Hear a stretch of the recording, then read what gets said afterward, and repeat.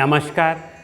कौशल योग के आज की इस कड़ी में हम लोग एक महत्वपूर्ण प्राणायाम या जिसे हम षटकर्म का एक महत्वपूर्ण भाग कहते हैं, उसका नाम है कपालभाति प्राणायाम या कपालभाति षटकर्म की क्रिया। इस प्राणायाम के साथ जो है सबसे महत्वपूर्ण बात यह है कि कुछ लोग इसे प्राणायाम भी कहते हैं और कुछ लोग इसे षटकर्म की क्रिया कहते हैं। आइए हम लोग सबसे पहले इसके अर्थ को समझ लेते हैं और फिर हम इसके इन बातों को समझेंगे कि क्यों इसको क्रिया कहा जाता है या हम इसको प्राणायाम भी कह सकते हैं या नहीं कह सकते हैं। कपालभाति, कपाल का मतलब होता है मस्तिष्क का अगला भाग, इसे हम कपाल कहते हैं, और भाति का मतलब होता है स्वच्छ करना या चमकना। इस प्राणायाम या इस क्रिया के अभ्यास से हमारे मस्तिष्क में चमक आती है, तो इसीलिए हम इसको कपालभाति प्राणायाम कहते हैं। अब मस्तिष्क में चमक आने का मतलब कि मस्तिष्क शुद्ध होता है। अब मस्तिष्क कैसे शुद्ध होता है? जब आप श्वसन की क्रिया इससे करते हैं तो इससे वास्तव में मस्तिष्क का शुद्धिकरण बढ़ता है, मस्तिष्क में ऑक्सीजनेशन ज़्यादा बढ़ता है, इसीलिए हम इसको कपालभाति कहते हैं। तो आइए अब हम लोग देखते हैं कि इसको कपालभाति प्राणायाम कहा जाए या इसको षटकर्म की क्रिया कहा जाए। कपालभाति वास्तव में इसे हम दोनों कह सकते हैं। घेरंड संहिता में ऋषि घेरंड ने कपालभाति को 3 भागों में बांटा है। यद्यपि उन्होंने इसे षटकर्म का एक महत्वपूर्ण भाग कहा है और इसको 3 भागों में बांटा है। कैसे? सबसे पहला व्युत्क्रम, दूसरा शीतक्रम और तीसरा वातक्रम। व्युत्क्रम और शीतक्रम जो हैं वह हमारे मुंह से पानी भर करके नाक से निकालना या नाक से पानी भर करके मुंह से निकालना, इनसे संबंधित हैं।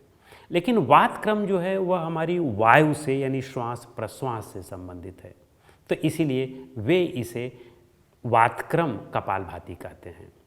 लेकिन अब इसे प्राणायाम भी हम कह सकते हैं, क्योंकि इसमें वात यानी वायु का श्वास प्रश्वास का तो जिक्र है ही है, और श्वास प्रश्वास का जिक्र है और श्वास प्रश्वास की क्रिया है।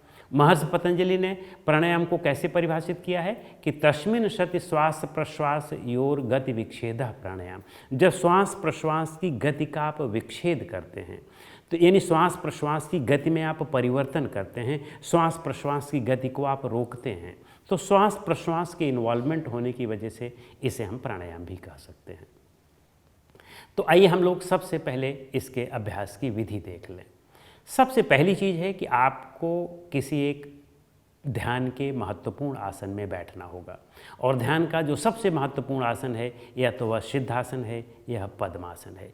इन दोनों में ही बैठने पर इसका अभ्यास बेहतर हो सकता है, अन्यथा पूरा लाभ नहीं मिलता है। सुखासन आदि में भी हम बैठ के कर सकते हैं, लेकिन पूरा लाभ नहीं मिलेगा, केवल 60% लाभ ही मिलेगा। लेकिन जब आप पद्मासन या सिद्धासन में बैठ के करते हैं तो पूरा लाभ ही मिलता है। तो आइए हम लोग पद्मासन में बैठ करके इसका अभ्यास करते हैं। पद्मासन इसमें सबसे बेस्ट है।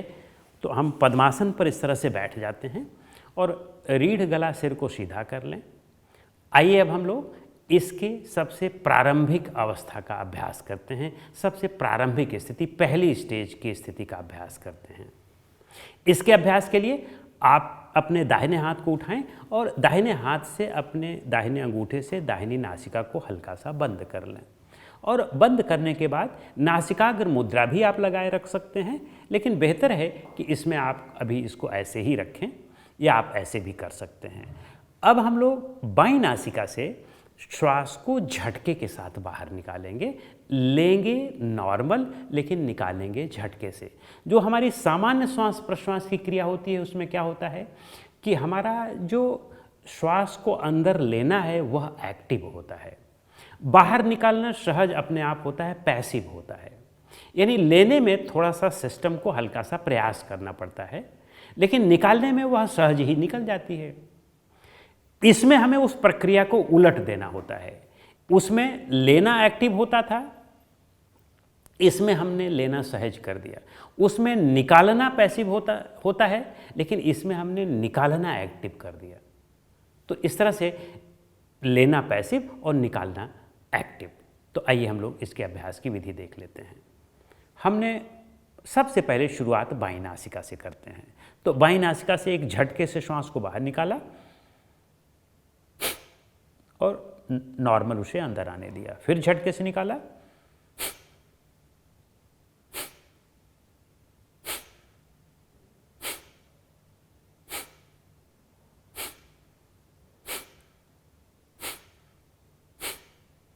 इस तरह से आपने किया, जितना बार आप 20 बार, 25 बार, 30 बार, इस तरह से आप जितना आवृत्तियां कर सकते हो करते जाएं। फिर यही क्रिया अब हमें दाहिनी नासिका से करना है। तो दाहिनी नासिका से करने पर अब हम अपनी बाईं नासिका को बंद कर लें। बाईं नासिका को हमने तीसरी उंगली से बंद किया, अनामिका से, और इसको हम खोल दें और अब हम इससे कर लें।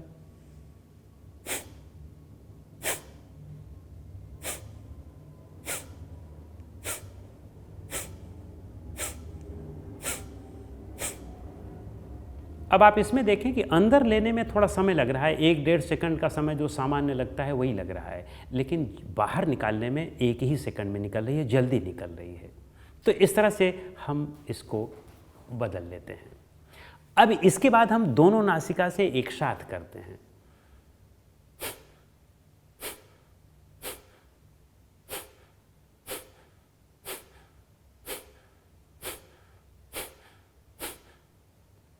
अब आप देखें कि यह हमारा एक चक्र हुआ।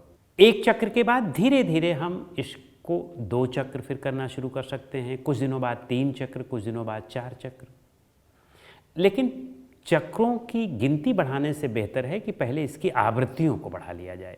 कि जैसे आपने पहले चक्र में आपने 10 श्वास इससे लिया, 10 श्वास इससे लिया, 10 श्वास इससे लिया, अब आप बेहतर है कि आप उसी चक्र में ही अब आवृत्तियां बढ़ा लें। 10 से फिर 15 कर लें, 15 इससे, 15 इससे, 15 दोनों से, फिर 20 कर लें, 20 इससे, 20 इससे, 20 इससे, इस तरह से आप बढ़ाते जाएं।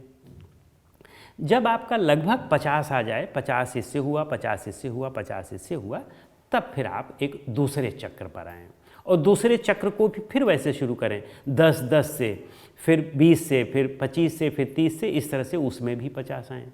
तो इस तरह से आप इसको 3 या 4 चक्रों तक ले जाएं, इससे ज़्यादा करने की आवश्यकता नहीं होती है। और एक बात ये भी ध्यान रखें कि हम जब एक चक्र पर आएँ, एक चक्र का अभ्यास कर लें, तो एक चक्र के बाद हम श्वास को अंदर भर करके अंदर रोक लें थोड़ी देर के लिए।